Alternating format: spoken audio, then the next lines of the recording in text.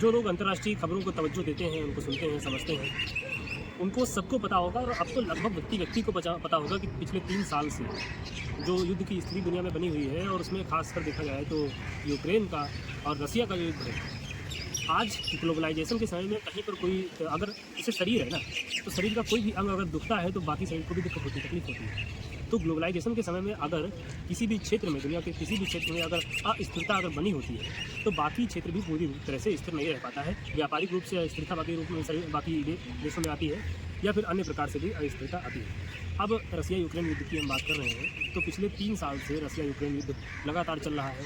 Ukraine के दसियों लाख लोग विस्थापित हुए हैं और मरने वाले कितने लोग हैं उनका डेटा अभी तो स्पष्ट नहीं है, लेकिन हज़ारों की तादाद में लोग मरे हैं।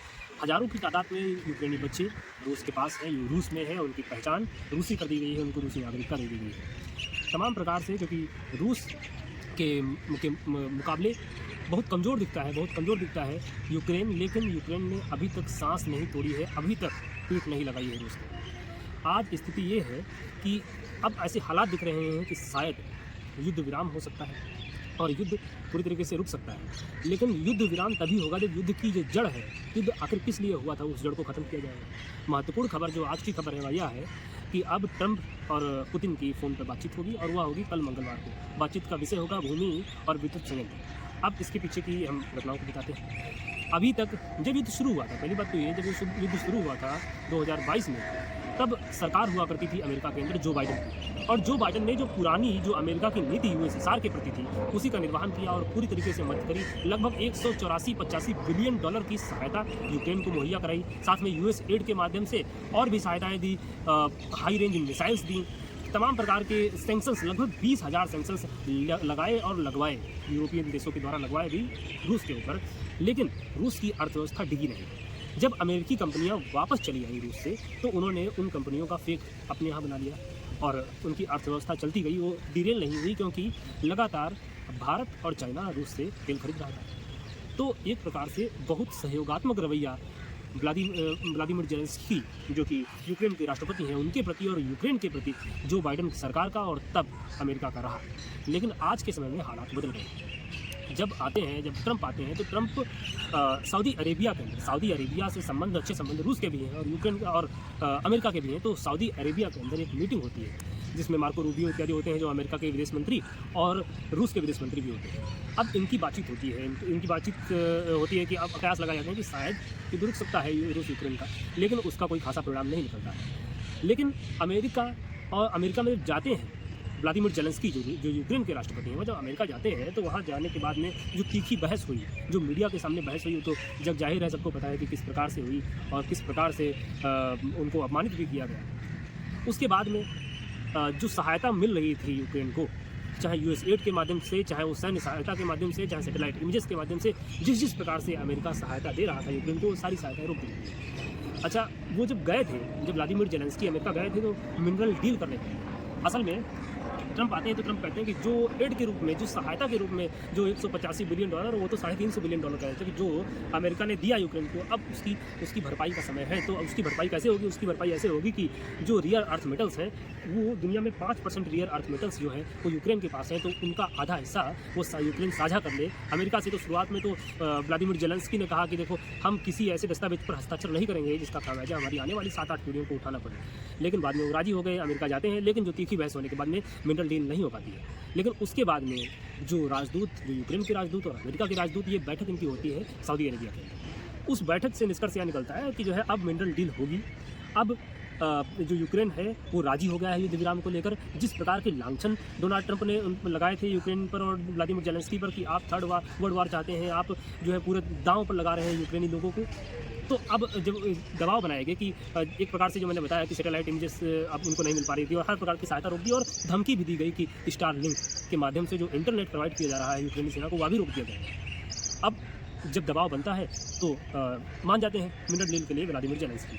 उसके बाद में आज की स्थिति ये बनी हुई है कि जब कल पुतिन से बातचीत होगी, पुतिन से ट्रंप की बातचीत होगी, तो वो होगी भूमि पर और बिजली संयंत्रों पर। उससे पहले जो अमेरिका की तरफ से मैं बता रहा हूँ कि एक अमेरिका के जो राजदूत हैं उनकी भी पुतिन से वार्ता हुई गुरुवार को, जिनका नाम है स्टीव विटकॉफ। इनकी गुरुवार को मॉस्को में पुतिन से वार्ता हुई है। उसके बाद में ये फैसला लिया गया, ये बात सामने आई कि अब पुतिन से ट्रंप की वार्ता हुई है। अच्छा, ट्रंप की अब अमेरिका अगर ये युद्ध रुकवा रहा है तो क्या अमेरिका अपने फ़ायदे के लिए युद्ध रुकवा रहा है? क्योंकि युद्ध रुकवाने के बदले अमेरिका यूक्रेन से लेगा मिनरल्स, रियर अर्थ मेटल्स, और यूक्रेन के और रूस के अंदर जो अमेरिकी कंपनियां जब व्यापार कर रही थी तो लगभग $300 बिलियन प्रति वर्ष अमेरिका में जाता था रूस से। अब वो नहीं जा पाता है। तो अमेरिका अगर दोबारा, अगर जब शांति स्थापित हो जाएगी, तो जब दोबारा अमेरिका सैंक्शंस हटाएगा रूस पर से, तो उनकी अमेरिकन कंपनियां रूस में जाकर व्यापार करेंगी और दोबारा अमेरिका को वहाँ से भी वित्तीय लाभ होगा। तो क्या अमेरिका अपने फ़ायदे के लिए ये हाथ डाल रहा है, इसमें मदद कर रहा है रूस की, यूक्रेन की, कि अमेरिका को लाभ हो सके?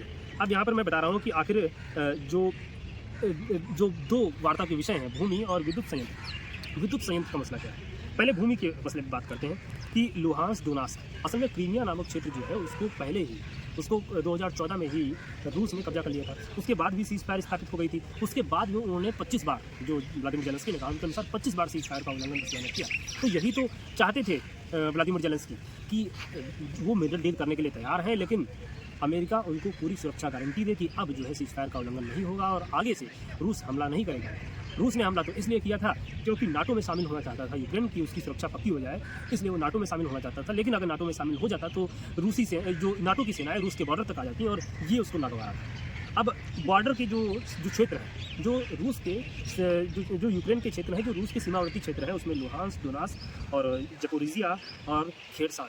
तो लुहांस्क, दोनेत्स्क, जपोरिजिया, खेरसान, ये जो 4 क्षेत्र हैं, ये यूक्रेन के क्षेत्र हैं और रूस के किनारे के क्षेत्र हैं। रूस की सीमा इनसे लगती है। तो अगर रूस इन क्षेत्रों पर अपना कब्जा कर लेता है, तो अगर वो नाटो में शामिल भी हो जाता है यूक्रेन, तो ज़्यादा फर्क नहीं पड़ेगा उससे, क्योंकि इन क्षेत्रों पर उसका कब्जा हो जाएगा, या फिर इन क्षेत्रों में उसके समर्थन की सरकार बन जाएगी, या फिर ये क्षेत्र रूस में ही शामिल हो जाएंगे। तो इस वजह से अभी भी इन क्षेत्रों पर रूस ने अपना कब्जा नहीं छोड़ा है। तो क्या होगा इन क्षेत्रों पर, इन क्षेत्रों का भविष्य क्या होगा, ये क्षेत्र आखिर किस तरफ होंगे? और जो इलॉन मस्क ने कहा था कि इन क्षेत्रों में चुनाव करा दिया जाए, तो यूक्रेनियों को तो ये बात नागवारा गुजरी थी कि हमारे क्षेत्र में चुनाव क्यों कराया जाए, कि हमारा क्षेत्र रहे या ना रहे। लेकिन क्या इसमें चुनाव भी हो सकता है, क्या हो सकता है, ये आगे देखने वाली बात होगी। तो एक तो बात होगी इन लुहांस्क, दोनेत्स्क, जपोरिजिया और खेरसान के क्षेत्र। दूसरी बात होगी जो जपोरिजिया के अंदर जो दुनिया के 10 सबसे बड़े न्यूक्लियर पावर प्लांट है। तो बिजली संयंत्र की बात हो रही है, तो न्यूक्लियर पावर जो होती है, जो न्यूक्लियर एनर्जी होती है, तो वो जो बनती है वो न्यूक्लियर पावर प्लांट से बनती है। और दुनिया के 10 सबसे बड़े न्यूक्लियर पावर प्लांट में से एक जपोरिजिया के अंदर जो यूक्रेन का न्यूक्लियर पावर प्लांट है, ये 2022 से रूसी कब्जे में है, 2022 से। तो इस पर भी अटकलें लग रही हैं, क्योंकि इसको सस्टेन करने के लिए, इसको बराबर नियंत्रित करने के लिए लाखों टन पानी लगता है, तमाम व्यवस्थाएं करी जाती है। नहीं तो जो है आशंका भी बनी रहती है कि परमाणु दुर्घटना अपने आप घटित हो जाए। तो अब इसका मेंटेनेंस भी होता है, सारी चीज़ें होती हैं। तो ये किसको मिलेगा, और ये भी एक बड़ा सवाल है। तो यूक्रेन एक प्रकार से देखा जाए तो क्या रसिया, जिस प्रकार से रसिया ने हमले किए थे, जिस प्रकार से रसिया अब क्या रसिया उस हमले के बदले में, इतनी लड़ाई के बदले में हट जाना चाहता है कि उसे क्षेत्र मिले, किनारे का क्षेत्र मिले, उसे पावर प्लांट मिले। और यूक्रेन को आखिरकार क्या मिलेगा, जो उसकी अर्थव्यवस्था चौपट हो गई है, उसके इंफ्रास्ट्रक्चर पूरी तरीके से बिगड़ गए हैं, उसके मिलियंस में लोग विस्थापित हुए, पोलैंड में गए हैं, यूरोप में गए हैं, आखिरकार उसको इससे क्या फ़ायदा होगा। और कुर्स्क रीजन जो है, कुर्स्क रीजन है यूक्रेन के उत्तर में, ये रसिया में क्षेत्र है। और इस पर जो है दबाव बनाने के लिए ही यूक्रेनी सेनाओं ने कुर्स्क जो रसिया का क्षेत्र है उस पर कब्जा कर लिया था। आज की स्थिति यह है कि 6,20,000 रसियन सैनिक वहाँ पर पहुँच गए हैं। वहाँ से वहाँ घेराबंदी कर दी गई है पूरी तरीके से यूक्रेनी सैनिकों की। उनकी रसद की आपूर्ति को रोक दिया गया है। 24 घंटे उनको ड्रोन की निगरानी में रखा जा रहा है, और वो कई लोगों को वहाँ पर उनके वाहनों से मार भी दिया गया है ड्रोन से चलाकर। तो वहाँ भी हालात बहुत ख़राब है। और जो रूस के उप विदेश मंत्री हैं अलेक्जेंडर गुस्की, उन्होंने भी कहा है कि नाटो पर बातचीत होगी, कि नाटो में ये गारंटी रूस चाहता है कि नाटो में शामिल नहीं होगा यूक्रेन। और यूक्रेन को क्या इसमें न्याय मिल पाएगा, क्या उसे परमानेंट सिक्योरिटी मिल पाएगी, या फिर इसमें केवल अमेरिका को, रसिया को फायदा होगा। अमेरिका को फायदा ये होगा कि उसको मिनरल डील मिल जाएगी और रसिया से व्यापार भी आगे वो शुरू कर पाएगा। और रसिया को तो फायदा होता हुआ दिख इसलिए रहा है क्योंकि रसिया का अपर हैंड है, रसिया का क्षेत्रों पर कब्जा है। तो रसिया इतनी जल्दी तो ऐसे बातचीत के माध्यम से उस क्षेत्रों पर जो कब्जा है उसको छोड़ेगा नहीं, तो रसिया को उसमें कुछ क्षेत्र चाहिए। तो इसमें यूक्रेन को क्या न्याय मिल पाएगा और कितना सहारा है और कितना लाभ मिल पाएगा, क्योंकि अब डोनाल्ड ट्रंप की सरकार है। यूरोप इसमें थोड़ा सा खुश दिख रहा है, क्योंकि यूरोप जहाँ पर एकदम से सकबका गया था कि ये अब नाटो को कमज़ोर किया जा रहा है, नाटो से अगर अमेरिका हाथ खींच लेगा तो यूरोप की सुरक्षा कौन करेगा रसिया से। लेकिन अगर यहाँ पर सीज फायर हो जाती है परमानेंट, तो यूरोप को खुशी मिलेगी ये कि अगर यूक्रेन के अंदर ही रसिया की सेनाएं नहीं जाएंगी तो यूरोप भी पूरी तरीके से बचा रह पाएगा।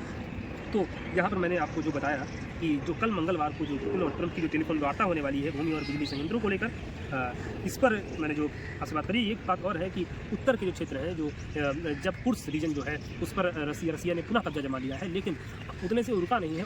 यूक्रेन के अधिकारियों का कहना है कि उत्तर के रीजन से भी, अभी तो पूर्वी रीजन जो मैंने बताया कि जेपोरोजिया, खेरसान, लुहांस्क, डोनेट्स्क, ये सब पूर्वी रीजन है जिन पर कब्जा है रूस का, और अब उत्तर के रीजन से भी लगातार रूस की सेनाएं यूक्रेन के अंदर थोड़ा बढ़ती चली जा रही हैं। तो ये उत्तरी यूक्रेन में भी जो है एक अस्थिरता एक हिसाब से बनी हुई है। तो इसका आगे क्या परिणाम होगा और इसमें आगे क्या होने वाला है हम देखेंगे। फिलहाल रूसी सेनाएं इस समय उत्तर पूर्वी जो शहर है, जिसको कहते हैं पोक्रोवस्क जो शहर है, उसकी तरफ बढ़ रही हैं, ऐसा कहना है। तो जो उत्तर पूर्वी शहर है यूक्रेन का पोक्रोवस्क, तो उस तरफ बढ़ रही है रूसी सेनाएं, उत्तर की तरफ बढ़ रही हैं। मतलब जो यूक्रेन का उत्तरी क्षेत्र है उस पर दबाव बनाने की कोशिश हो रही है रूसी सेनाओं के द्वारा, ये कहना है रूसी यूक्रेनी अधिकारियों का। तो इस पर क्या निष्कर्ष हो पाएगा, क्या न्याय मिल पाएगा यूक्रेन को, ये देखने वाली बात होगी। धन्यवाद।